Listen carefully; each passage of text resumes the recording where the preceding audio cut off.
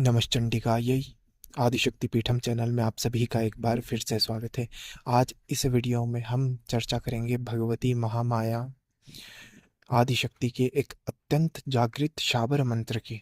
इस शाबर मंत्र का प्रयोग रक्षार्थ किया जाता है और रक्षण में यह प्रयोग अद्वितीय है। इस मंत्र में भगवती के अनेक स्वरूपों की शक्तियाँ चलती है। इसमें महाविद्याओं इत्यादि के भी स्वरूप हैं, अतः यह मंत्र स्वयं में बहुत अधिक शक्तिशाली एवं तीव्र हो जाता है।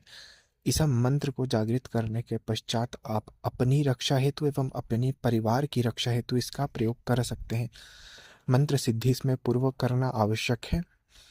मंत्र के प्रयोग विभिन्न है, अनेक इस मंत्र के प्रयोग है। रक्षात्मक आपको कुछ विषय इसके बताएंगे। सबसे पहले आपको इस मंत्र को अपने लिए जागृत सिद्ध अवश्य कर लेना है। तत्पश्चात आप इसका प्रयोग नित्य कर सकते हैं। आपको इस मंत्र की साधना किस प्रकार से करनी है, सर्वप्रथम यह जान लें। किसी भी देवी मंदिर में, किसी भी शिवालय में अथवा अपने घर में आप यह अनुष्ठान कर सकते हैं। यह किसी नवरात्र में आप अनुष्ठान कर सकते हैं अथवा किसी भी माह की अष्टमी से लेकर पूर्णिमा अथवा अमावस्या तक आप यह अनुष्ठान कर सकते हैं। और ग्रहण काल में भी यह मंत्र सिद्ध किया जाता है, उसका विधान अलग रहता है। इसके विषय में कभी अन्य चर्चा करेंगे। तो मान लीजिए आप नवरात्र में या अन्य शुभ समय पर इसकी साधना शुरू करने जा रहे हैं, तो आप अपने लिए सर्वप्रथम आसन वस्त्र जो रखेंगे वह रक्त वर्ण के ही रखेंगे। दिशा इसमें उत्तर रहेगी। सामने बाजूट पर भगवती का विग्रह, चित्र इत्यादि स्थापित होगा। स्नान उपरांत आप आसन पर बैठेंगे। अपने मस्तक पर रक्त चंदन का अथवा सिंदूर, रोल इत्यादि का तिलक लगा लेंगे। गले में रुद्राक्ष माला अवश्य हो अथवा कोई एक भी नेपाली दाना रुद्राक्ष का आपके गले में अवश्य होना चाहिए। आपकी इच्छा तो भगवती हेतु सर्वश्रेष्ठ नवमुखी रुद्राक्ष होता है, तो नवमुखी रुद्राक्ष अथवा नवमुखी रुद्राक्ष की माला आप धारण कर सकते हैं। तत्पश्चात सर्वप्रथम आचमन, पवित्रीकरण, शिखाबंधन इत्यादि करके आसन पूजन करके संकल्प आपको करना है।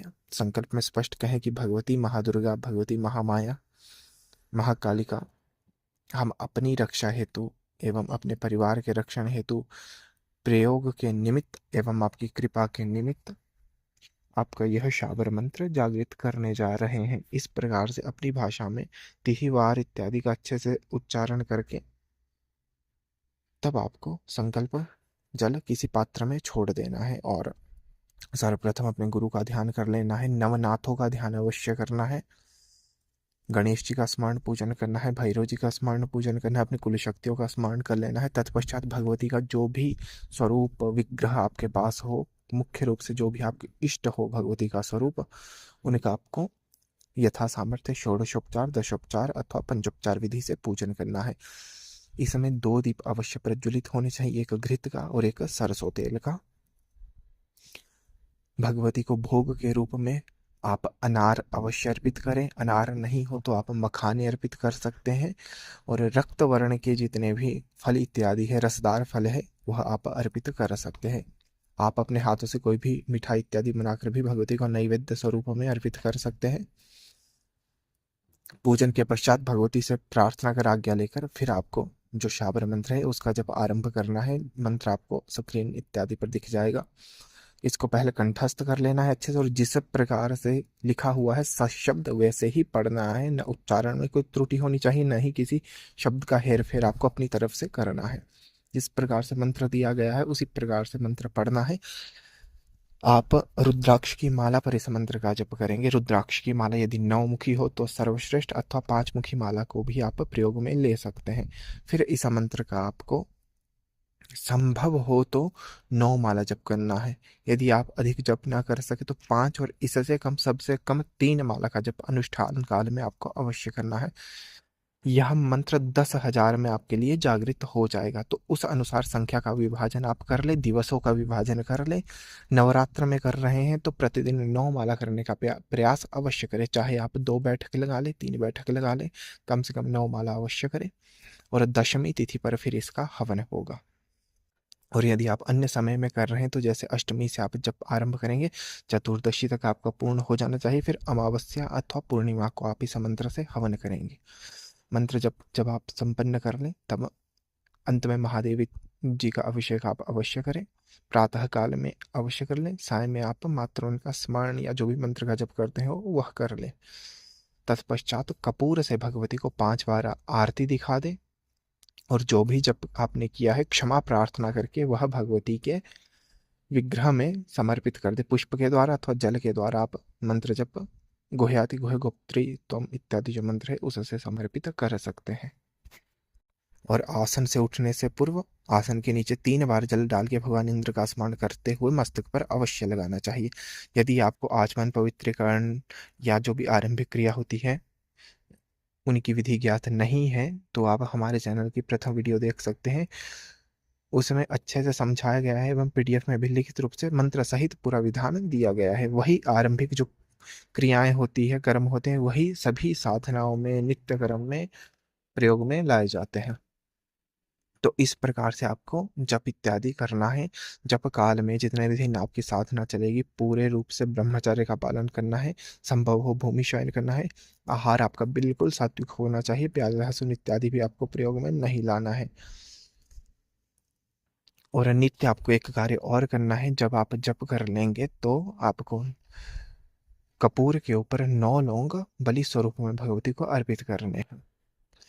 अथवा आप नींबू भी भगवती के लिए काटकर बलि स्वरूप में निवेदित कर सकते हैं। इसके अतिरिक्त नारियल फोड़कर भी आप भगवती को बलि स्वरूप में निवेदित कर सकते हैं।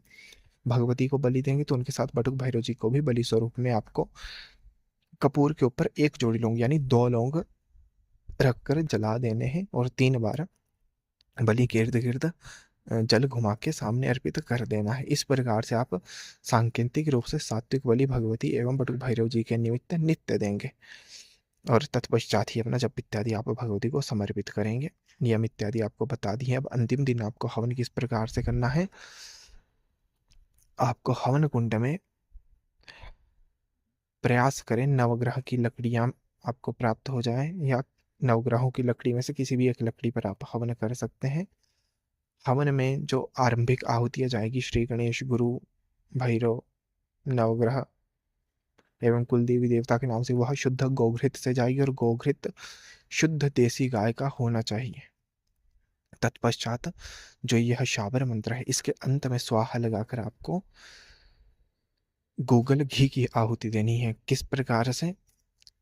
गूगल को अच्छे से पहले कूट लेंगे, उसका चूर्ण बना देंगे, फिर उसमें घृत मिश्रित करके उसको थोड़ा कठोर सख्त बना लेंगे। यदि संभव हो तो पहले ही उसकी 108 गोलियां बना लें और फिर 108 गोलियों को समर्पित करते जाए मंत्र का जप करते हुए हवन के रूप में। अंत में पूर्णाहुति के स्वरूप में आप सुपारी को धागे में लपेटकर यानी रक्त वस्त्र जो रहेगा या मौलिक अलावा रहेगा उसमें लपेटकर पूर्णाहुति का जो मंत्र है उसका जप करते हुए पूर्णाहुति आप कर दें। तत्पश्चात भगवती को पुनः लौंग कपूर की आपको बलि देनी है। जायफल की बलि भी आप दे सकते हैं। हवन कुंड में ही आप भगवती को बलि स्वरूप में जायफल भी निवेदित कर सकते हैं और बटुक भैरव जी को भी आप लौंग कपूर की बलि दें। इसके साथ यदि आप चाहें तो वृहद जो क्षेत्रपाल बलि का विधान होता है वह भी आप कर सकते हैं। इसके विषय में प्रयास करेंगे वीडियो के रूप में इसको पूरी विधि बनाकर आपको दिखा दी जाए किस प्रकार से किया जाता है। तो इस प्रकार से इस मंत्र को आप जागृत कर लीजिए। वज्र के समान कठोर हो जाएगा 10,000 मात्र जप करने से। और तत्पश्चात इसका प्रयोग आप नित्य कर सकते हैं। नित्य इस मंत्र का आप 11 बार भी उच्चारण करेंगे तो सर्वत्र आपकी रक्षा होती रहेगी। इसके अतिरिक्त रक्षात्मक प्रयोगों में यहाँ तक कि तंत्र काट में भी इसका प्रयोग किया जाता है। प्रयोगात्मक विषय इसकी अन्य वीडियो में आपके समक्ष हम रखेंगे। अभी आप मात्र इस जानकारी को प्राप्त कर अपने लिए स्वयं के रक्षणार्थ, परिवार के रक्षणार्थ इस मंत्र को जागृत करके अवश्य रख लें और नित्य इस मंत्र का आप कुछ संख्या में जप करते रहें। तो यह थी आज की जानकारी।